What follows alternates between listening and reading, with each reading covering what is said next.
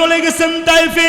ওইখানে যাওয়ার পরে আল্লাহর রাসূল ডাক দিয়ে বললেন, ইয়া আইয়ুহান নাস কুলু লা ইলাহা ইল্লাল্লাহ লাআল্লাকুম তুফলিহুন।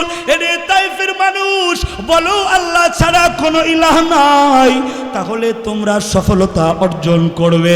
কিন্তু তায়েফের চিত্রটা মক্কার চাইতেও আরো খারাপ।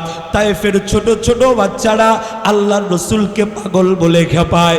যৌবনকাল যাদের যুবক মানুষ, এই বয়সে মানুষের শরীরে শক্তি থাকে অনেক বেশি, তারা আল্লাহর রাসূলকে আঘাত করতে শুরু করেছে। দূর থেকে পাথর দিয়ে ঢিল মারে এমনটা নয়, তুমি আর আমি পাখি মারার জন্য গুলাইল ব্যবহার করি, বাটুল ব্যবহার করি।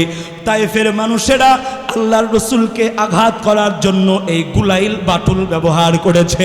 রাসূলের সফর সঙ্গী যায়েদ ইবনে হারিসা রাদিয়াল্লাহু তাআলা আনহু বলেন, আমি দেখেছি ওই তায়েফের মানুষেরা আমার নবীর শরীরে যেই পাথরগুলো মেরেছে, পাথরগুলো ছিল তিন কোণাছে পাথর, চোখা চোখা পাথর। এই পাথরগুলো যখন আমার সোনার নবীর শরীরে আঘাত করেছে, পাথরগুলো লাগার সঙ্গে সঙ্গে পড়ে যায় নাই। আমি দেখেছি নবীর শরীরের মধ্যে পাথরগুলো বসে যেত। আমি যায়েদ যখন পাথরগুলো আঙ্গুল দিয়ে সরাইতাম, সাথে সাথে ফিনকি দিয়ে রক্তগুলো বাহির হয়ে যাইত। আমার রাসূলের পরেও কোনো প্রশ্ন করে নাই। আমি যায়েদ আল্লাহর রাসূলকে বলেছি, ওগো আল্লাহর রাসূল, আপনি হলেন রাহমাতাল লিল আলামিন, এরা আপনাকে এত কষ্ট দেয়, আপনি কি আল্লাহর কাছে কিছু বলতে পারেন না? আপনি কি আল্লাহর কাছে একটু দরখাস্ত করতে পারেন না? আপনি কি এদের ব্যাপারে গজবের দোয়া করতে পারেন না? আল্লাহর রাসূল সাল্লাল্লাহু আলাইহি ওয়াসাল্লাম যায়েদকে ডেকে বলে, রে যায়েদ, আমি ওদের জন্য কেমন করে গজবের দোয়া করব? অথচ আল্লাহ বলেছেন, ওগো নবী, আপনি রাহমাতাল লিল আলামিন, আমি রহমতওয়ালা নবী হয়ে ওদের জন্য আমি গজবের দোয়া করতে পারি না। এরে যায়েদ, ওরা আমাকে যত কষ্ট দিতে চায় দিবে, কঠিন কালেও আমি রহমতওয়ালা নবী হয়ে ওদের জন্য গজবের দোয়া করতে পারি না। ইন্নাল হামদালিল্লাহ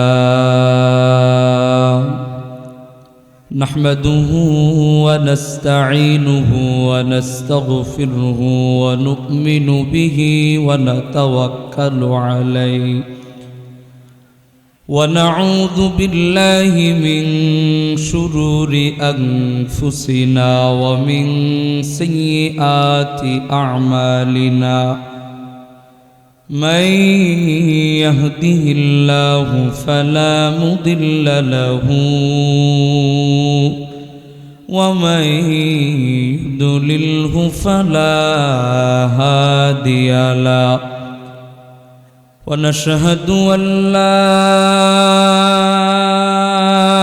إله إلا الله وحده لا شريك له ثم نشهد أن محمدًا عبده ورسوله أما بعد فأعوذ بالله من الشيطان الرجيم بسم الله الرحمن الرحيم وما كان الله ليعذبهم وأنت فيهم وما كان الله معذبهم وهم يستغفرون وإذا قال الله تبارك وتعالى وما أرسلناك إلا رحمة للعالمين. وقال رسول الله صلى الله عليه وسلم التائب من الذنب كمن لا ذنب له، أو كما قال النبي عليه الصلاة والسلام. إن الله وملائكته يصلون على النبي يا أيها الذين آمنوا صلوا عليه وسلموا تسليما. بلغ العلا بكماله كشف التجى بجماله حسنت جميع خصاله. صلوا عليه وآله. أيها المختال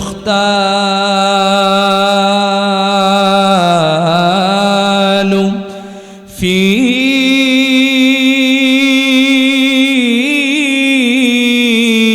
ثوب الأمل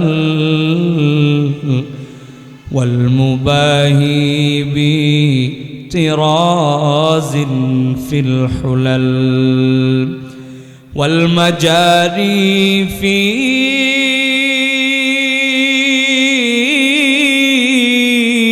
ميادين الخلا قد دنت منك مرارات الأجل. بلغ العلا بكماله كشف التجى بجماله حسنت جميع خصاله. صلوا عليه وآله. হে রাসূল তোমায় ভালোবাসি,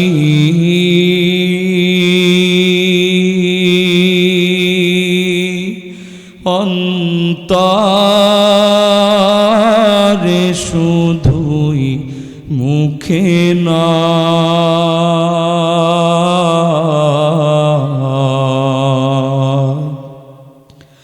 জান্নাতের আশায় নয় হে রাসূল, জাহান্নাম কেউ ডরি না। তোমারই নাম শুনিলাম,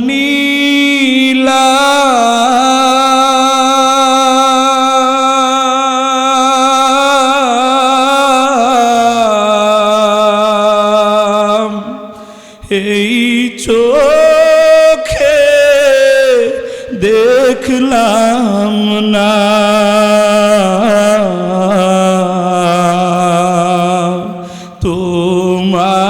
তোমারই নাম শুনিলাম,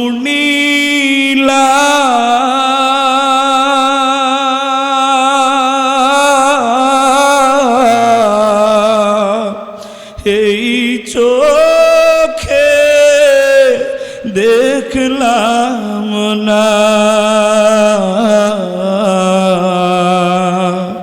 এই মন তো আর মানে না, একবার দেখা দাও না। এই মন তো আর মানে না,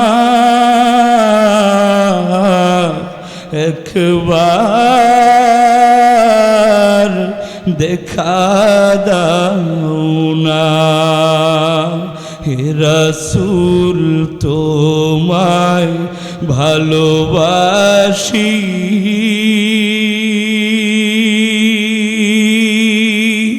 অন্তরে শুধুই মুখে না।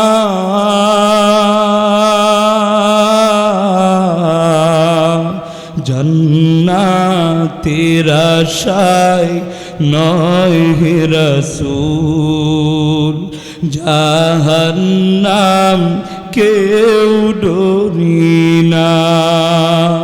জান্নাতের আশায় নয় হে রাসূল, জাহান্নাম কেউ ডরি না।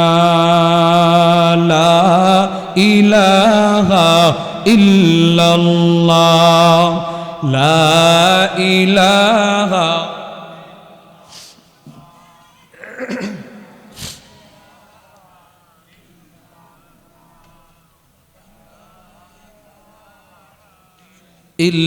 ইল্লাল্লাহ, লা ইলাহা ইল্লাল্লাহ,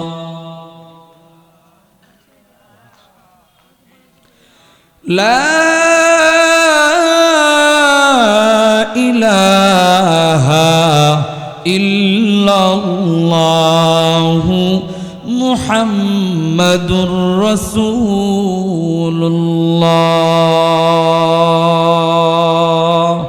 সাল্লাল্লাহু আলাইহি ওয়াসাল্লাম। আলহামদুলিল্লাহ, সমস্ত তারিফ, সমস্ত প্রশংসা সেই মহান আল্লাহ পাক রব্বুল আলামিনের জন্য, যে আল্লাহ তাআলা শানুহু আমাকে আপনাকে এই পৃথিবীতে মানুষ হিসাবে সৃষ্টি করেছেন।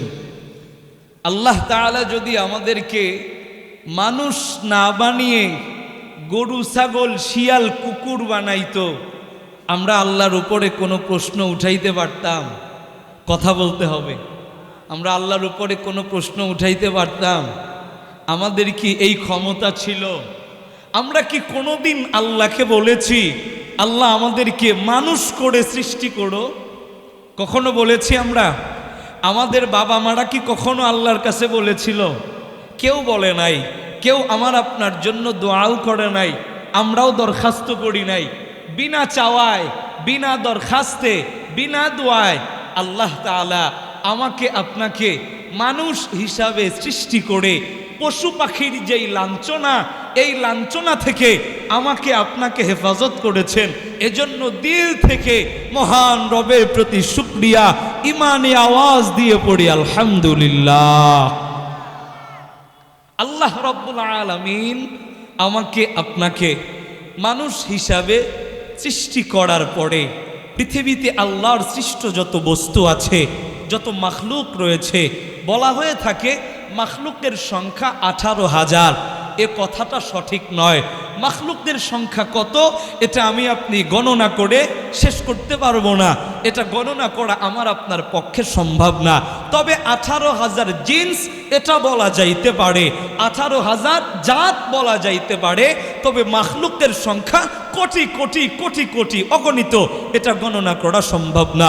তবে খুশির কথা হলো এই যে পৃথিবীতে যত কোটি কোটি আল্লাহর মাখলুকাত রয়েছে, সমস্ত মাখলুকের মধ্যে আমাকে আপনাকে, এক কথায় মানুষকে আল্লাহ সৃষ্টি করেছেন সবচাইতে সুন্দর আকৃতি দিয়ে।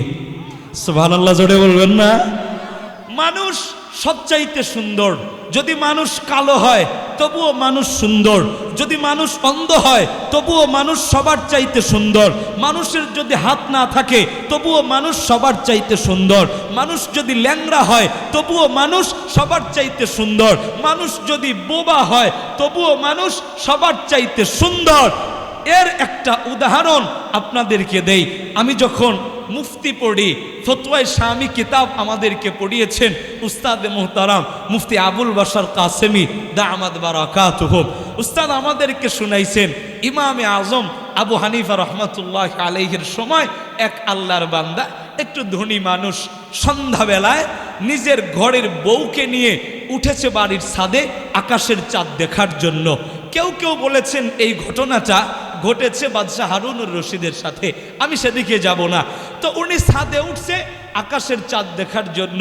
ছাদের উপরে উঠে স্ত্রীর কোলে স্বামী মাথা দিয়ে শুয়ে আছে, আকাশের চাঁদের দিকে তাকানো, দুইজনে বসে প্রেমালাপ করছে, প্রেমের গল্প করছে। প্রেম করতে করতে একটা সময় স্বামী স্ত্রীকে বলতেছে, তুমি তো চাঁদের চেয়েও সুন্দরী। আমরা অনেক সময় স্ত্রীকে ভালোবেসে বিভিন্ন কথা বলি কি বলি না? তো বলছে তুমি তো চাঁদের চেয়েও সুন্দরী।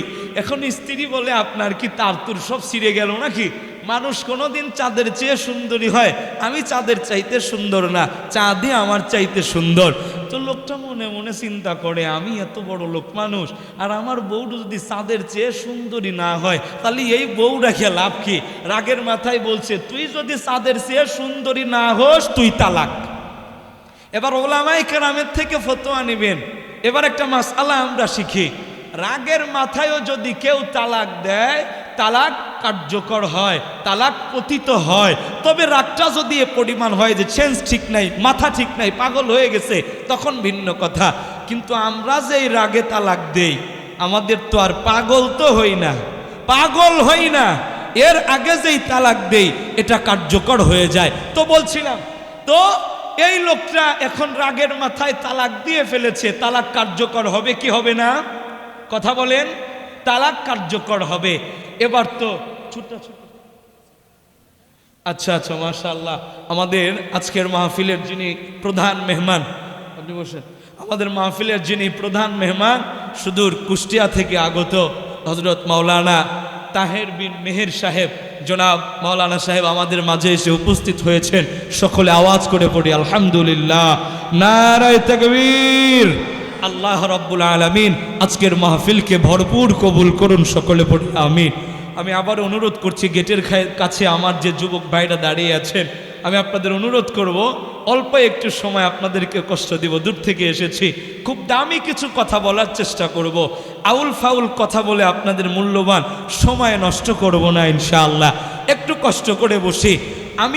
আপনারা অনেকে মনে করতে পারেন যে হুজুর মনে হয় এখনো ভূমিকা টানতেছে না। আমি কিন্তু ভূমিকাতে নাই, আমার আলোচনা অলরেডি শুরু হয়ে গেছে। মনোযোগ দিয়ে কথাগুলো শোনার চেষ্টা করব ইনশাআল্লাহ। সকলে ধৈর্য সহকারে বসবো।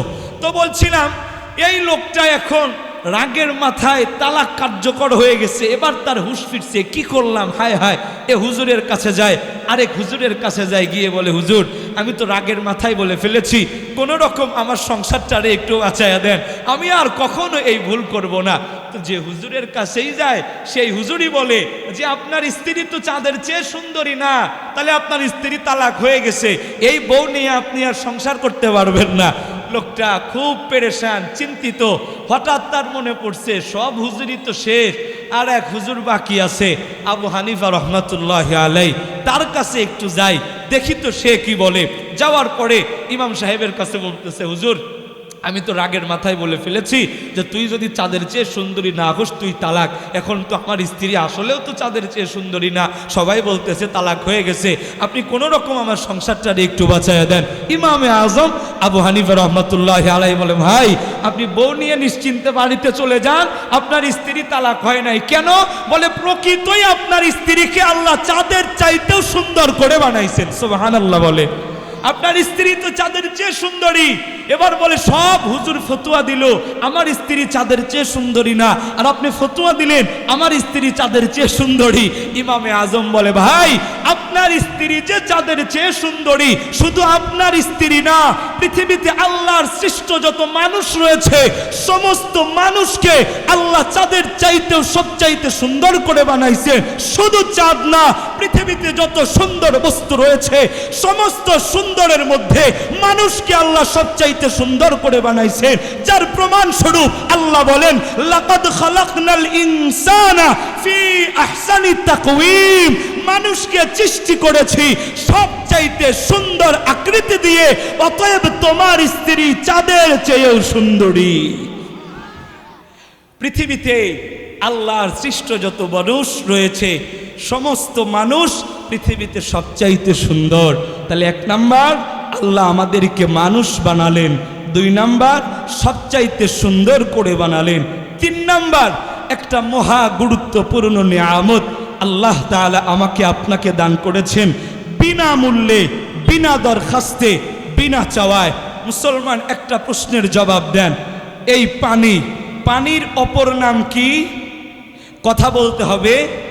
পানির অপর নাম, গেটের কাছে আমার যে ভাইরা দণ্ডায়মান দাঁড়িয়ে রয়েছেন, আমি ভলেন্টিয়ারদেরকে বলবো গেটের কাছে যেন কেউ দাঁড়িয়ে না থাকে, সবাইকে একটু ভিতরে পাঠাবেন।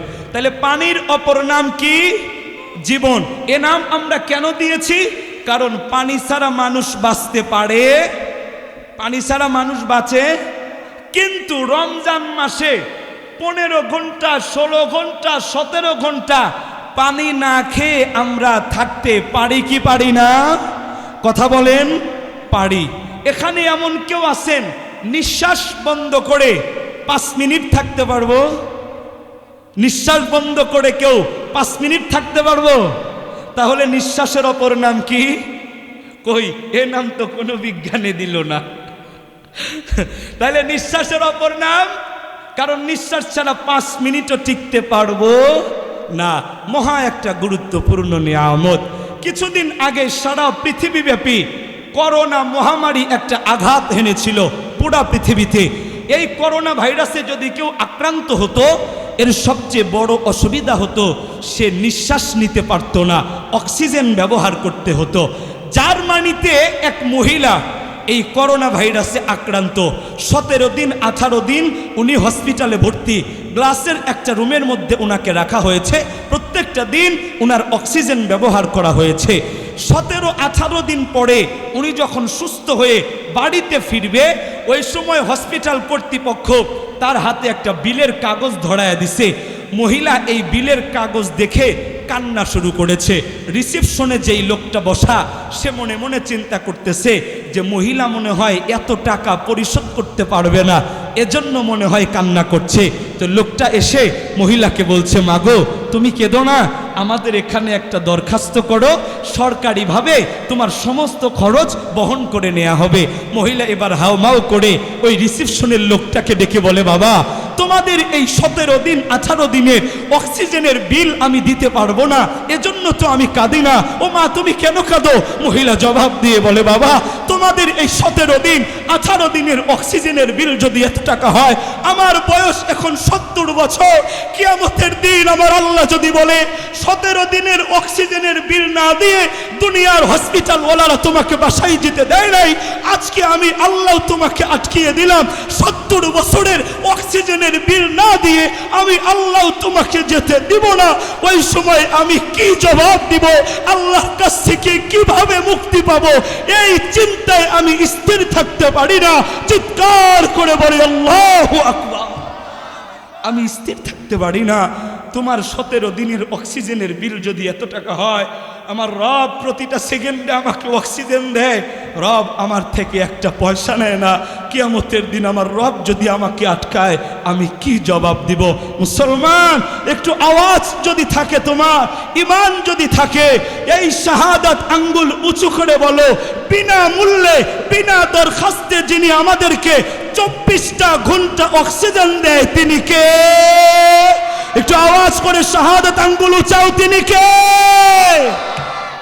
কখনো কি আমরা অক্সিজেনের জন্য আল্লাহকে 1 টাকা দিছি? বলেন দিছি? আমরা দেই নাই। এজন্য মহান রবের প্রতি দিল থেকে শুকরিয়া, সকলে জবান খুলে পড়ি আলহামদুলিল্লাহ। এরপরে মহান রব্বুল আলামিনের সবচাইতে মহা একটা নিয়ামত, যেটা আমার কাছে মনে হয়, এমনকি উলামায়ে কেরাম বলেন, আল্লাহ তাআলা এই জাতির উপরে, আমাদের উপরে, বিশেষ করে শেষ জামানার উম্মতের উপরে আল্লাহর সবচাইতে বড় নিয়ামত হলো মহান রব আমাকে আপনাকে আদম আলাইহিস সালামের যুগে পাঠায় নাই। আল্লাহ তাআলা আমাকে আপনাকে ইব্রাহিম আলাইহিস সালামের যুগে পাঠায় নাই, নূহ আলাইহিস সালামের যুগে পাঠায় নাই। বড় ভালোবেসে, ইহসান করে, দয়া করে, মায়া করে আমাকে আপনাকে শেষ নবী, নবীদের নবী, সরকারে দু আলম, আশরাফুল আম্বিয়া, আহমদ মুজতাবা, মুহাম্মদুর রাসূলুল্লাহ সাল্লাল্লাহু আলাইহি ওয়াসাল্লামের উম্মত করে পৃথিবীতে প্রেরণ করে সবচাইতে বড় নিয়ামত আমাকে আপনাকে দান করেছেন। এমন একজন মহামানবের উম্মত করে আমাকে আপনাকে পৃথিবীতে প্রেরণ করেছেন, যেই মহামানবকে রব্বুল ইজ্জত ওয়াল জালাল তাম পৃথিবীর জন্য রহমত হিসাবে প্রেরণ করেছেন, যার প্রমাণ দিয়ে আল্লাহ বলেন ওয়ামা আরসালনাকা ইল্লা রাহমাতাল লিল আলামিন। ও পয়গম্বর, আমি আপনাকে তাম পৃথিবীর জন্য রহমত হিসাবে প্রেরণ করেছি। চিৎকার দিয়ে বলি সুবহানাল্লাহ। মুসলমান, আল্লাহর গোলাম, আল্লাহ রাব্বুল আলামিন তোমার আমার নবী মুহাম্মদুর রাসূলুল্লাহ সাল্লাল্লাহু আলাইহি ওয়াসাল্লামকে কেমন রহমত করে তোমাকে আমাকে তোমাদের আমাদের নিকট আল্লাহ প্রেরণ করেছে। আল্লাহর রাসূল সাল্লাল্লাহু আলাইহি ওয়াসাল্লাম 63 বছর দুনিয়ার জিন্দেগিতে জীবিত ছিলেন। এই 63 বছরের 40 বছর বয়সে আল্লাহ নবুয়ত দান করেছেন। এই 40 বছর বয়সে নবুয়ত লাভ করার পরে আল্লাহর নবী কিছুদিন যাবত গোপনে গোপনে মানুষকে কালেমার দাওয়াত দেয়। গোপনে কিছুদিন দাওয়াত দেওয়ার পরে আল্লাহ ওহী নাজিল করে বললেন, বন্ধু, এখন আর গোপনে নয়, এখন প্রকাশ্যে ইসলামের দাওয়াত দিতে হবে। আল্লাহ রাসূল সাল্লাল্লাহু আলাইহি ওয়াসাল্লাম এবার শুরু করলেন প্রকাশ্যে মানুষকে কালেমার দাওয়াত দেওয়া। যখনই প্রকাশ্যে কালেমার দাওয়াত দিতে শুরু করেছেন, তখনই মক্কার মানুষের চরিত্রটা উল্টে গেল, তাদের চরিত্র পরিবর্তন হয়ে গেছে। তারা আর আল্লাহর রসুলকে সহ্য করতে পারে নাই, আল্লাহর রসুলের বিরোধিতা শুরু করেছে। শুধু বিরোধিতাতেই তারা ক্ষান্ত হয় নাই, আল্লাহর রসুলকে গালিগালাজ করে, গালি দিয়েও ক্ষান্ত হয় নাই, আঘাত করতে শুরু করে। এমন আঘাত দিয়েছে তারা যেটা বর্ণনা করা সম্ভব নয়। শুধু আঘাত করেই ক্ষান্ত নয়, 3 বছর 3.5 বছর যাবত শিআবি আবি তালিব নামক জেলখানায় তোমার আমার নবী রাহমাতুল লিল আলামিনকে বন্দী করে রেখেছে। আল্লাহর রসুলকে সামাজিকভাবে বয়কট করেছে, রসুলকে খাবার দেয় নাই। ইতিহাসের পাতায় লেখা হয়, যেই নবীর চেহারার দিকে তাকাইলে ক্ষুধার্ত মানুষের ক্ষুধা নিবারণ হয়ে যায়। ওই নবী ভাত পায় নাই, রুটি খেতে পারে নাই, গমের রুটি, গমের আটা, জবের আটা খেতে পারে নাই, খেজুর খেতে পারে নাই। ইতিহাসের পাতায় লেখে এই 2.5 বছর 3 বছর 3.5 বছর যাবত সরকারে দু আলম নবী গাছের পাতা খেয়েও জীবন ধারণ করেছেন। আল্লাহর রসুল যখন দেখলেন মক্কার মানুষেরা আর আমার কথা শোনে না, তখন তোমার আমার নবী চিন্তা করলেন, আমি আর এই মক্কার জমিনে থাকবো না, আমি চলে যাব তায়েফে, যেখানে আমার শৈশব কেটেছে। ওইখানে আমার কিছু বন্ধু রয়েছে, বাল্যকালের বন্ধু, যাদের সাথে আমার শৈশব কেটেছে। আমি তাদের কাছে যাব কালেমার দাওয়াত নিয়ে। হে মুসলমান, আমি তোমাদেরকে বুঝাইতে চাইতেছি, আল্লাহ যে বলেছেন ওয়ামা আরসালনাকা ইল্লা রাহমাতাল লিল আলামিন, তোমার আমার নবীকে আল্লাহ तमाम পৃথিবীর জন্য রহমত হিসাবে প্রেরণ করেছেন। আল্লাহর রাসূল কেমন রহমত ছিলেন এটা বুঝাইতে চাইতেছে। এজন্যই আল্লাহ বলেছে ওয়ামা আরসালনাকা ইল্লা রাহমাতাল লিল আলামিন, ও নবী আপনি तमाम পৃথিবীর জন্য রহমত। এমন একজন নবীর উম্মত হতে পেরে আমি আপনি খুশি না বেজার? কারা কারা খুশি? 2 হাত তুলে আল্লাহকে দেখায় না রে তাকবীর না। মুআজ্জাজ মুহতারাম, এরপরে আল্লাহর রাসূল সাল্লাল্লাহু আলাইহি ওয়াসাল্লাম তিনি তো तमाम পৃথিবীর জন্য রহমত। আমরা तमाम পৃথিবীর দিকে তাকাবো না, শুধুমাত্র আমরা যারা এই নবীর উম্মত, শেষ নবীর উম্মত, নবী আমাদের জন্য কেমন দয়ালু ছিলেন, কেমন রহমত ছিলেন, আমাদের জন্য নবীর কেমন ভালোবাসা ছিল, এর একটু দৃষ্টান্ত আপনাদেরকে আমি দেব। আল্লাহর রাসূল সাল্লাল্লাহু আলাইহি ওয়াসাল্লাম একদিন নামাজ পড়ে আম্মা জান আয়েশা সিদ্দিকা রাদিয়াল্লাহু আনহার জন্য দোয়া করতেছে।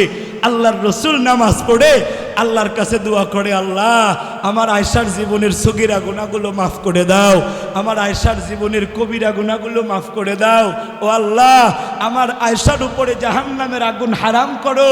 আল্লাহ, আমার আয়েশার জন্য জান্নাতকে ওয়াজিব করো। আল্লাহর রসুল আয়েশা রাদিয়াল্লাহু আনহার জন্য দোয়া করে। আল্লাহর রসুলের দোয়া শুনে আম্মাজান আয়েশা মহা খুশি, খুব খুশি, খুশিতে দৌড়াদৌড়ি শুরু করেছে, ছুটাছুটি শুরু করেছে। আল্লাহর রসুল আয়েশাকে জিজ্ঞেস করে, আয়েশা তুমি এত খুশি কেন? এত খুশি হওয়ার কারণ কি? গত কিছুদিন যাবত আমি তো তোমাকে কখনো এরকম খুশি হতে দেখি নাই। আম্মাজান আয়েশা সিদ্দিকা রাদিয়াল্লাহু আনহা ডেকে বলে, ওগো আল্লাহর রসুল, আপনি হলেন মুস্তাজাবুদ দাওয়াত। মুস্তাজাবুদ দাওয়াত মানে আপনি আল্লাহর কাছে দোয়া করবেন, আল্লাহ সাথে সাথে এই দোয়া কবুল করে নিবে। ওগো আল্লাহর রসুল, আপনি আমার জন্য দোয়া করেছেন। আপনি যখন আল্লাহকে বলেছেন, আল্লাহ আমার আয়েশার সগীরা গুনাহগুলো মাফ করে দাও, আমি আয়েশার মন বলি আমার আল্লাহ আমার সগীরা গুনাহগুলো মাফ করে দিয়েছে। ওগো আল্লাহর রসুল, আপনি যখন আল্লাহকে বলেছেন, ওগো আল্লাহ আমার আয়েশার জীবনের কবিরা গুনাহগুলো মাফ করো, ওগো আল্লাহর রসুল আমার মন বলে আমার কবিরা গুনাহ মাফ। ওগো আল্লাহর রসুল, আপনি আল্লাহকে বলেছেন, আল্লাহ আমার আয়েশাকে জান্নাত দিও, আমার আয়েশার জন্য জাহান্নামের আগুন হারাম করে দিও। আল্লাহর রসুল, আপনার দোয়া তো কবুল, তাহলে আমি আয়েশার জন্য যেই দোয়া করেছেন এটাও কবুল হয়ে যাবে। তার মানে আমি আয়েশা জাহান্নামের আগুনে পড়ব না। ওগো আল্লাহর রসুল, আপনার দোয়া কবুল হয়ে গেছে, আমি আয়েশাকে আল্লাহ জান্নাত দিবে। এত বড় দোয়া আপনি করেছেন, আমি আয়েশা তো খুশি না হয়ে পারি না।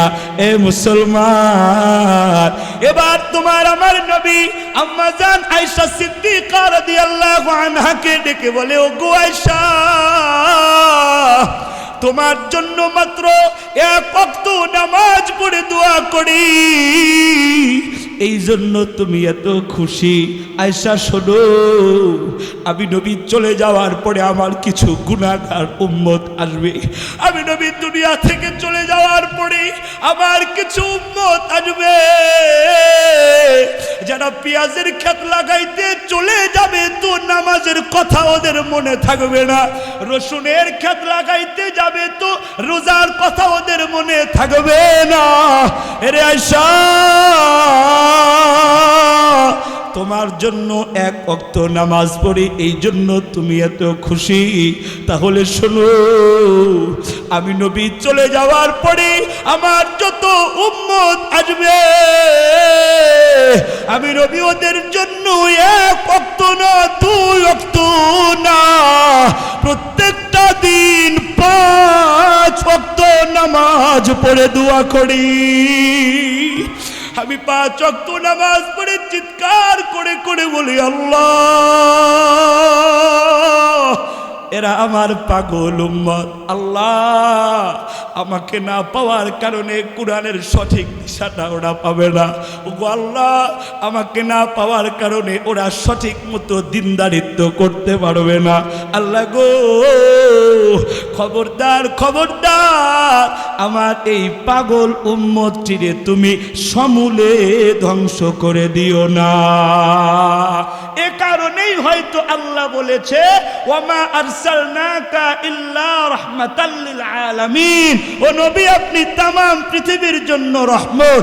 নবী তো तमाम পৃথিবীর জন্য রহমত বটে, তবে আমাদের জন্য, আমার আপনার জন্য আরো বেশি রহমত, আরো বেশি দয়াওয়ালা নবী। চিৎকার দিয়ে পড়ুন আল্লাহু আকবার। শুধু এখানেই ক্ষান্ত নয়, আল্লাহর রাসূল সাল্লাল্লাহু আলাইহি ওয়াসাল্লাম নিজের জীবনের শেষ মুহূর্ত যখন আল্লাহর নবী দুনিয়ার সফরটা শেষ করে উখরবি সফরে যখন পা রাখবেন, আম্মাজান আয়েশা রাদিয়াল্লাহু আনহার ঘরে আল্লাহর রাসূল শুয়ে আছে। দরজার কাছে আজরাইল আলাইহিস সালাম দণ্ডায়মান। আজরাইল আলাইহিস সালাম আল্লাহর নবীকে ডেকে বলে, ইয়া রাসূলুল্লাহ, ওগো আল্লাহর রসুল, আপনি অনুমতি দিলে আপনার বুকের উপরে আমি হাতটা রাখতে পারি আপনার রূহটাকে কবজ করার জন্য।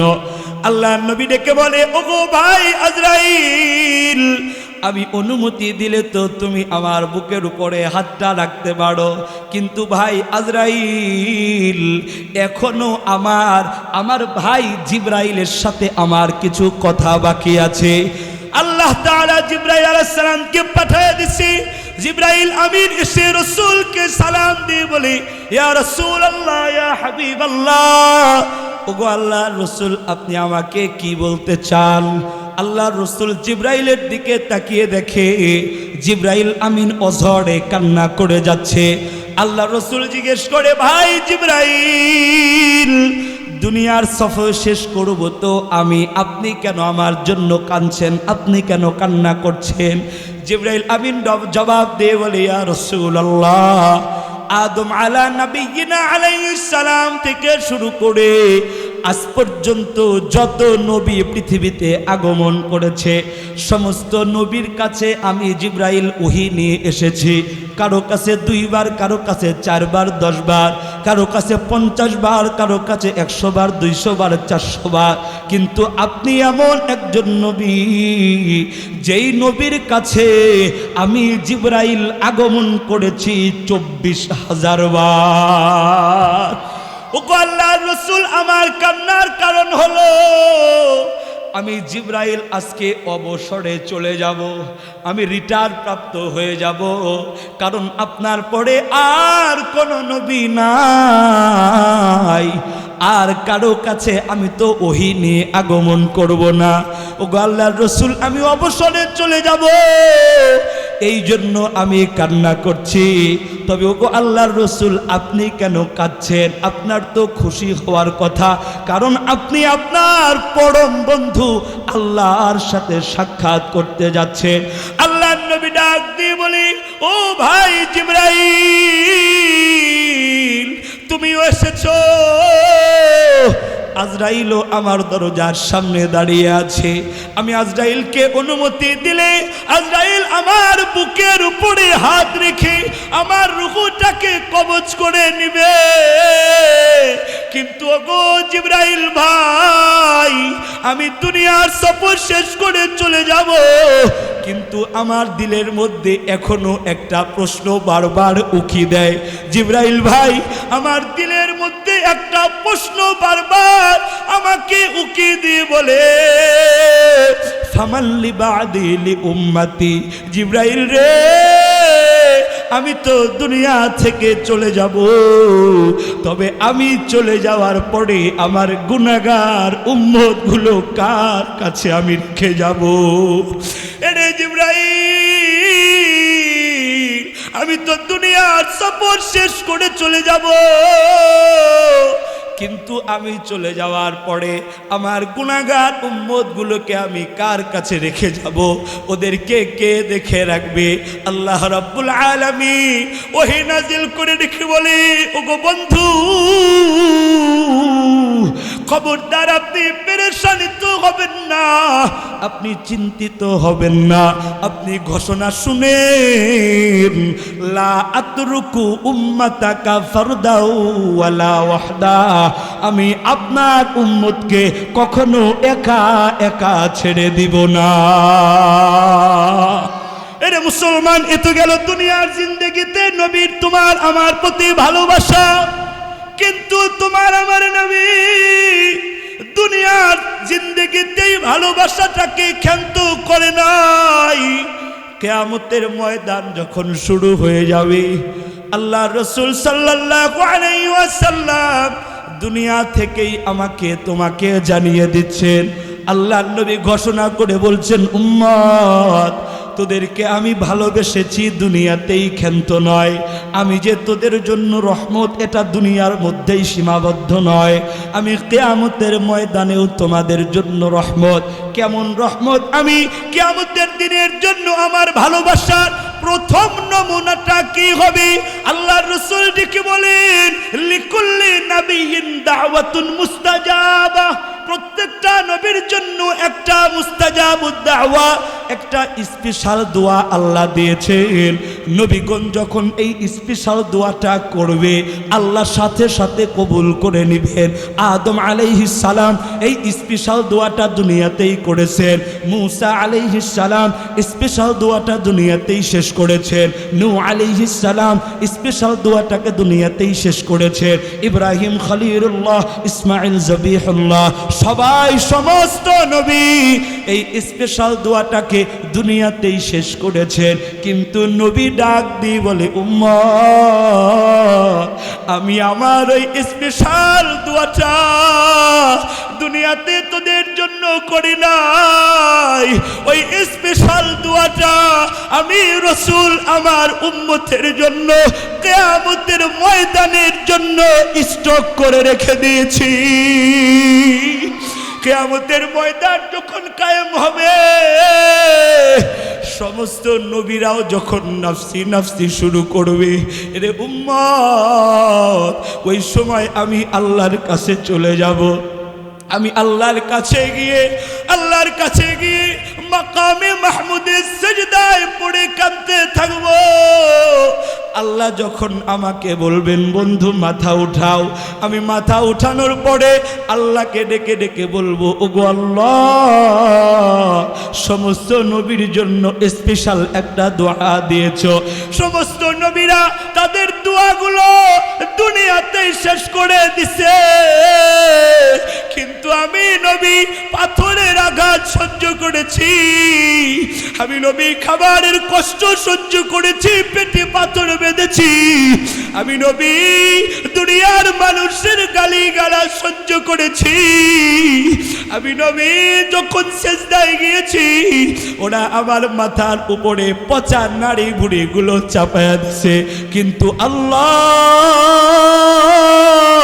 ওই স্পেশাল দোয়াটা আমি দুনিয়াতে করি নাই। এ মুসলমানের দিকে খেয়াল করেন, এদিকে খেয়াল। আল্লাহর রাসূল ডেকে বলে ওগো আল্লাহ, আমি ওই স্পেশাল দোয়াটা দুনিয়াতে করি নাই, আমি কিয়ামতের দিনের জন্য রেখে দিয়েছি। ওগো আল্লাহ, ওই স্পেশাল দোয়াটা আজকে আমি করব।